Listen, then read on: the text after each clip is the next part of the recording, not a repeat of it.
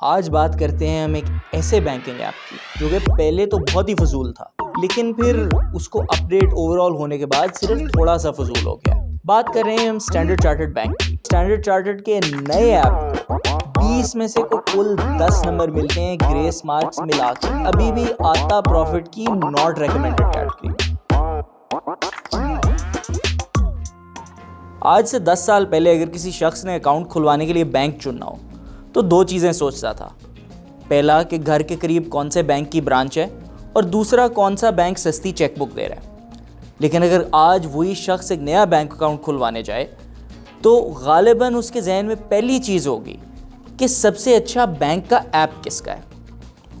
Profit की इस series में हम मुख्तलिफ banking apps, EMIs, mobile wallets का तकाबली जायज़ा लेंगे और ये देखेंगे कि इनमें से सबसे अच्छा ऐप किसका है। इसके लिए हमने मुख्तलिफ यूज़र एक्सपीरियंस प्रोफेशनल और सीनियर बैंकिंग एग्जेक्टिव से बात करके एक रिपोर्ट कार्ड तैयार किया है। इस रिपोर्ट कार्ड में इन ऐप्स को मेजर करने के लिए ख़ास पैमाने रखे गए हैं। उनमें से कुछ हैं जी रिलायबिलिटी ऐप की, उसके अलावा गैस और बिजली जैसे बिल्स पे करने की एबिलिटी, आगे आ जाता है फंड्स का ट्रांसफ़र, मोबाइल टॉपअप और आखिर में ऐप का ओवरऑल डिज़ाइन।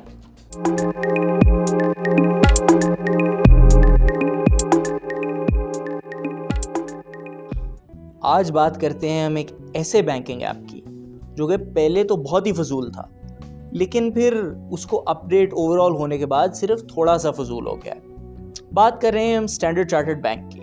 अगर इसके पुराने ऐप को आप देखें तो निहायत ही भयानक था, उसको इस्तेमाल करने में बहुत ज़्यादा तंगी थी और क्लियरली बैंक को ये बात पता भी थी, जिसकी वजह से उन्होंने पिछले ही दिनों में इसको कम्प्लीटली ओवरहॉल भी किया।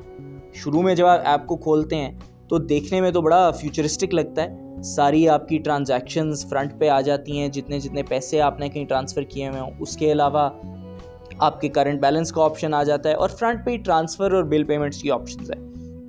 थोड़ा सा अभी भी एक लैक ऑफ थॉट नज़र आता है, क्योंकि इसके अंदर आपको यहाँ पे मोबाइल टॉपअप की अलग से ऑप्शन नहीं नज़र आ रही, पे bill Rust transfer out of place लग रहा है यहाँ पे, और इसके अलावा भी बस एक स्ट्रेन सी हार्मनी नहीं है इस ऐप के अंदर।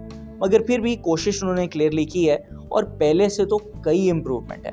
अब अगर आप इसके डिज़ाइन के अलावा रिलायबिलिटी की बात करें तो वो वाले मामलात कुछ पहले जैसे ही हैं। कुछ तो बेहतर हुआ है। पहले इनका ऐप ओवरली सिक्योरिटाइज था, उसमें ना स्क्रीनशॉट की इजाज़त थी, ना स्क्रीन रिकॉर्ड की इजाज़त थी कि आप किसी को स्क्रीनशॉट लेके रसीद भी भेज सकें।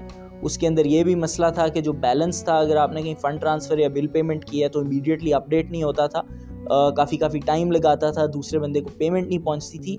अब वो वाले मामलात तो कुछ कम हुए हैं, मगर ऐप का रिस्पॉन्स टाइम अभी भी स्लो है और उसके अलावा चीज़ें लोड होने में वक्त लगता है, डिज़ाइन थोड़ा सा कंफ्यूजिंग इधर उधर हो जाता है।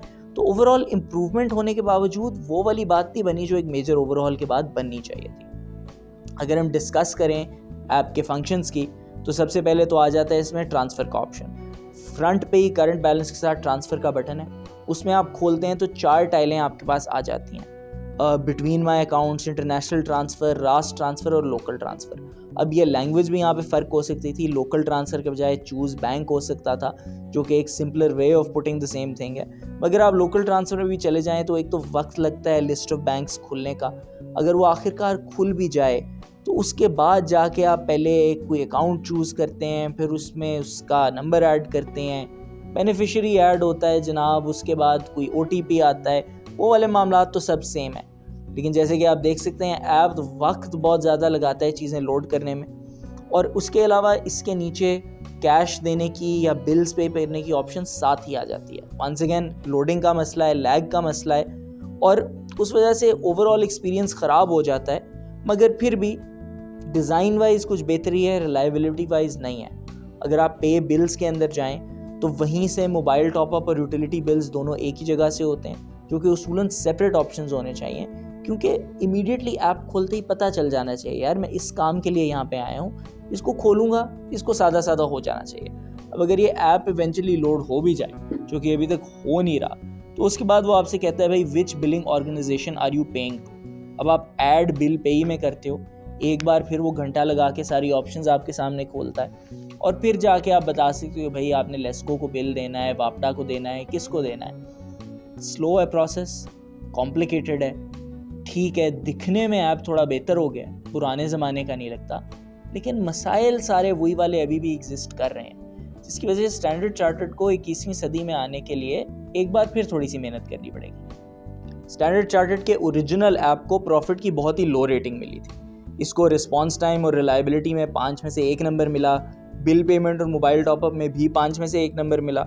उसके अलावा इसको फंड ट्रांसफ़र के ऑप्शन में 5 में से 2 नंबर मिले और ओवरऑल डिज़ाइन में 5 में से 1.5 नंबर मिला, जो कि काफ़ी लो टोटल बनता है। अब नया जो इनका ऐप है उसके अंदर कुछ तो फ़र्क है, जैसे कि ओवरऑल डिज़ाइन के रेटिंग में हमने इन्हें 5 में से 1.5 के बजाय 3 नंबर दे दिए हैं। उसके अलावा फ़ंड ट्रांसफ़र और बिल पेमेंट के ऑप्शन में भी हमने इनको 1.5 और 2 नंबर के बजाय 3 नंबर दे दिए हैं। मगर इसके रिस्पॉन्स टाइम और रिलायबिलिटी के मामले में 5 में से अभी भी 1 का 1 नंबर ही है। इसका मतलब स्टैंडर्ड चार्टर्ड के नए ऐप को 20 में से को कुल 10 नंबर मिलते हैं ग्रेस मार्क्स मिला के, और वैसे ये पास तो हो जाता है मगर अभी भी आता प्रॉफिट की नॉट रेकमेंडेड कैटेगरी में।